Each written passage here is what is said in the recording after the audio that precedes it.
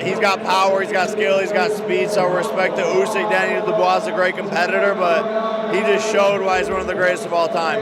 And your name's been linked with some heavyweight names. Would you fancy a fight with? Oh yeah, I want the smoke. I love a challenge. I think I can take more punches than that. Well, we got an exclusive there. Jake Paul wants Oleksandr Usyk. We'd love to see it. Thank you, Jake. Hey, let's run it. MMA, boxing, whatever he wants. Massive shout out to Oleksandr Usyk. He did a fantastic performance tonight over Daniel Dubois, a good young game lad who come for a good tear up. So congratulations to both men. But Oleksandr Usyk knows there's only one man who can beat him. I've done it twice before and the world knows it. I've been fucked good and proper without any Vaseline on, and I've took it like a man. And here's me, not fucking around at some boxing match. I'm out on the fucking road running. But I'm running tonight. I come home, I done my job, and I got myself back. And I am the man. I'm the fucking Spartan. And no matter what anyone wants to say, I fucking won them fights. Guaranteed 100%. There's only one man. GK all day, every day. Good luck.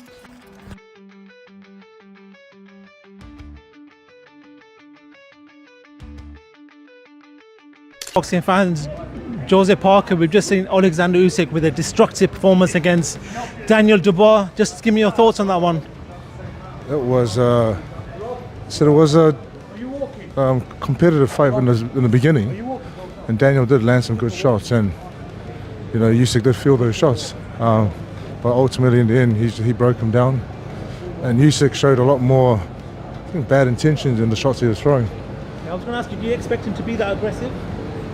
The counters, I know that. Listen, Daniel was going to be aggressive, so what did Usyk have to do? He was moving, but when he found the time to be aggressive, he took and maximized on those opportunities. For you, obviously you were there for a reason. I'm sure you want to get your hands on Oleksandr Usyk because you want to be in the biggest fights. It was great to see him win and become two-time unified undisputed champion of the world, and just waited for my opportunity. I'm going to wait for my opportunity and see if he does give it to me, and hopefully we can get in the ring and share the ring together, and Man, I'm here for the vibes. I'm here for the fight. Usyk's one of my favorite fighters, him or David Benavidez, so here to enjoy and just have some fun tonight here in Wembley. Come on, put some meat on the bones of you and Anthony Joshua. Is it happening or not? It's gonna happen. It's gonna happen. I want it to happen here. All the odds stacked against me. I believe that I will beat him and shock the world and create one of the biggest upsets in boxing history. Tyson Fury was saying he put $1 million on you beating Anthony Joshua. I seen that. He's backing me. He's a smart lad. But how do you love the atmosphere here? Wembley's brilliant. We'd love to see you fight here, by the way. Man, I love it. Like, the UK fans really love boxing even more than American fans. So I'm going around the pubs, talking to all the people, asking them about how they think about the fight. I just love the atmosphere. I love to be here, and this is always history when you're at Wembley. Mate, can you do us a favor? Can you stop beating us up? For Boxing News, delighted to be joined by Lennox Lewis. Lennox, thanks again for your time this week. We've just seen Oleksandr Usyk produce a stunning fifth round stoppage victory over Daniel Dubois in the rematch. Give us your thoughts. Yeah, listen, he was unbelievable. He was on form today. He boxed great. He did the right things. He was counter-punching and he was moving well and he wasn't getting caught. And he started off with a jab, so what can you say? I spoke to Oleksandr's cutman Russ Amber, and he says he thought Daniel Dubois started a bit too fast, a bit too reckless. Is it a sort of a case of you're almost damned if you do, damned if you don't? They say you got to stick him on him, but then if you stick him on him too much, you leave the gaps. Yeah, it's that kind of situation. It's a control violence, basically, and control movement, making sure that you don't overcommit. And you got to use speed more than power. So in this fight, it should have been more. Daniel's obviously very disappointed. He's in the dressing room at the moment, and if he's going to come back, he's got to learn from it. He's only 27 years of age. Look back at, Frank Bruno, for example. 3 times he fought for the world title, and he got it in the fourth attempt. And Daniel, he's won a world title. So hopefully he will come back and learn from it. But the bottom line is, it's Mr. Usyk's night, and he showed what he was all about. I mean, he is a special boxer.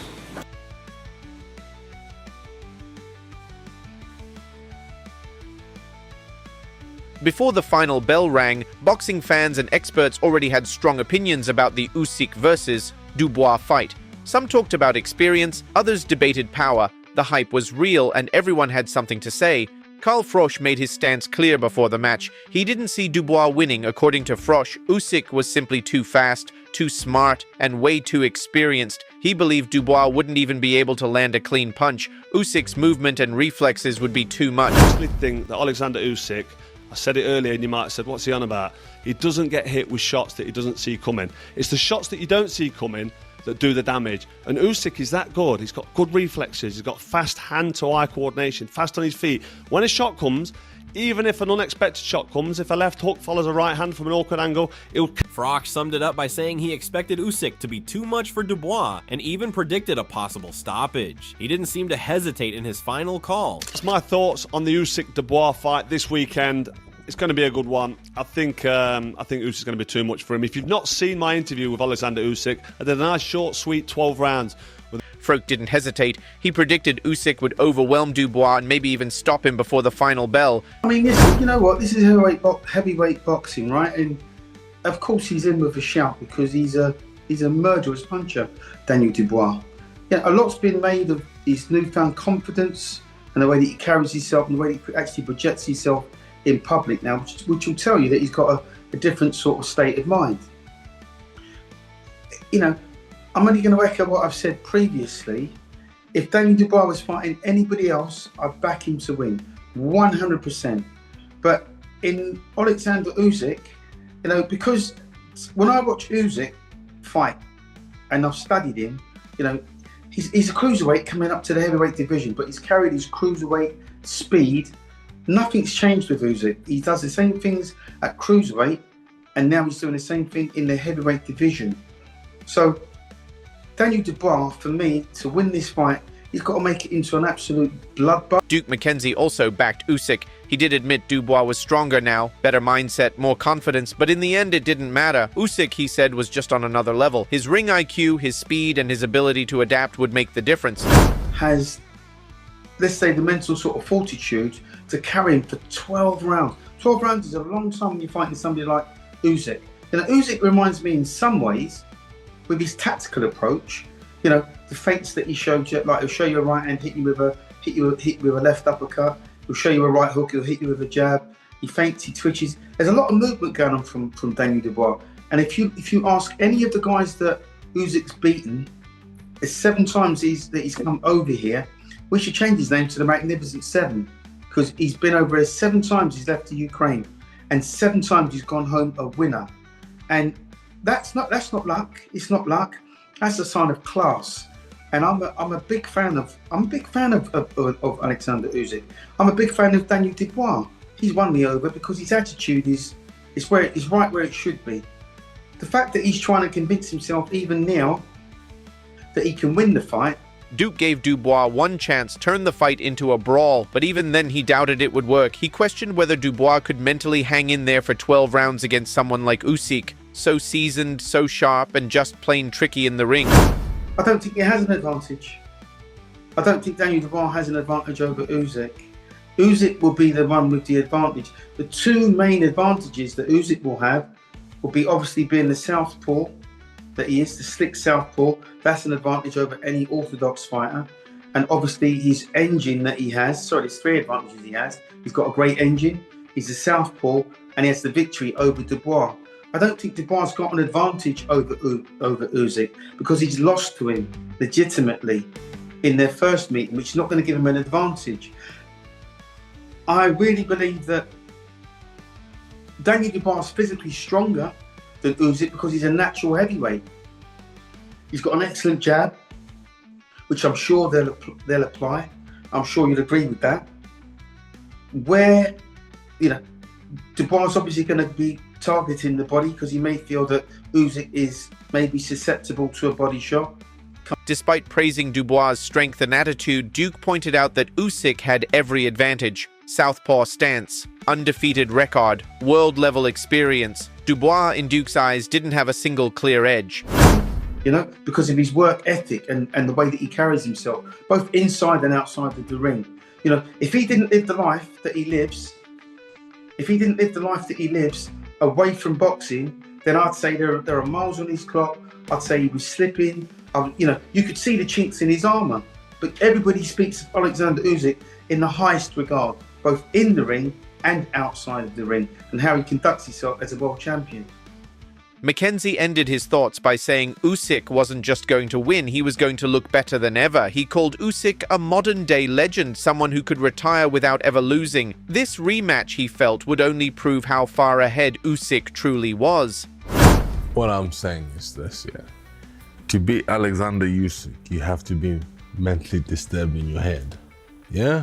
You have to be mentally disturbed? Yeah, because you have to understand. Or to take the fight in the first place? Yeah, because when I saw him a couple of months ago, I had a coffee with him, with this chat. The guy lives in Ukraine. Yep. Yeah. He goes, oh, before I came on the plane, I was sleeping in my house, and then there was missiles going over my house, and I didn't want to go in the bunker. I was like, I'll just go to sleep.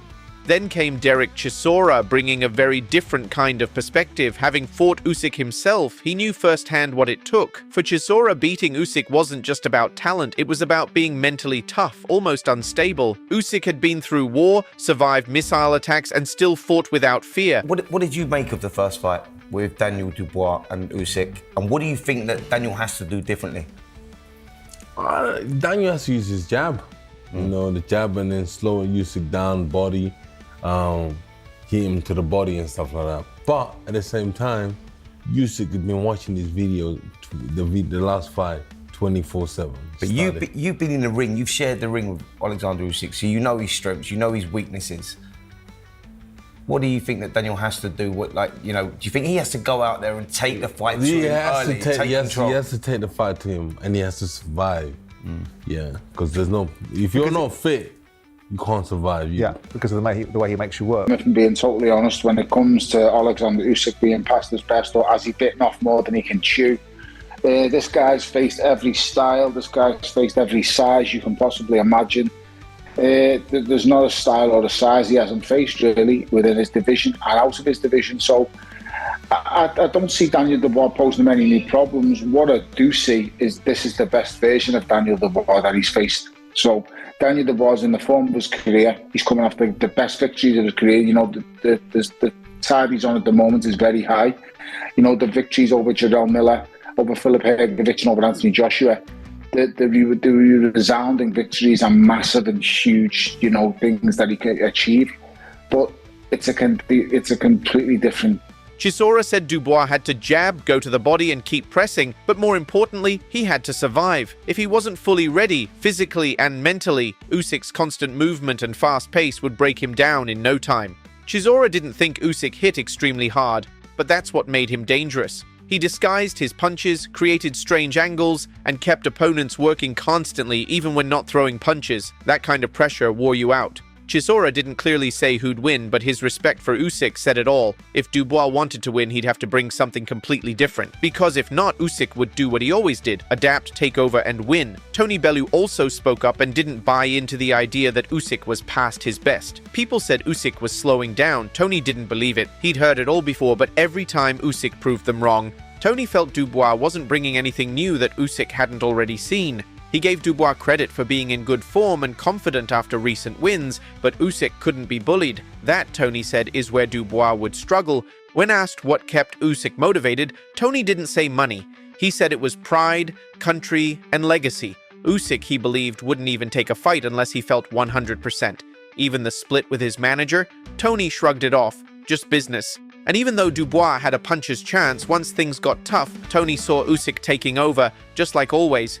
Tony called Dubois dangerous when things were going his way, but when the fight turned against him, that confidence would fade. He believed Usyk would break him down slowly, maybe even get knocked down himself in the process, but then take over after round 6 and stop Dubois between rounds 8 and 12. Adam Catterall also leaned toward Usyk, but he wasn't as sure as before. People were starting to believe in Dubois. Adam saw that. Dubois looked different, stronger mentally and riding the wave of recent wins. If Dubois could land something big early, it could change everything. Gareth A. Davies looked at Dubois' personal growth. He remembered a time when Dubois seemed nervous and quiet. Now, Dubois spoke with confidence. Gareth gave credit to trainer Don Charles for guiding him. Big events, big lights. Dubois was no longer afraid. Still, Gareth wasn't convinced Dubois could win. He said Usyk's footwork and IQ would be too much if Dubois didn't do serious damage in the first 5 or 6 rounds. If Usyk made it past that, Gareth believed he'd control the rest of the fight. Others, like Terence Crawford, didn't make a direct prediction, but when asked about Usyk ranking higher than him on pound-for-pound lists, Crawford didn't complain. He respected it.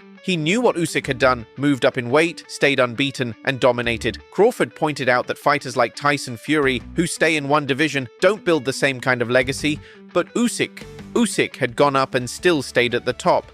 That to Crawford made him one of the best. Period. Praise from a champion like Crawford, that means more than any prediction. Frank Warren had his say too.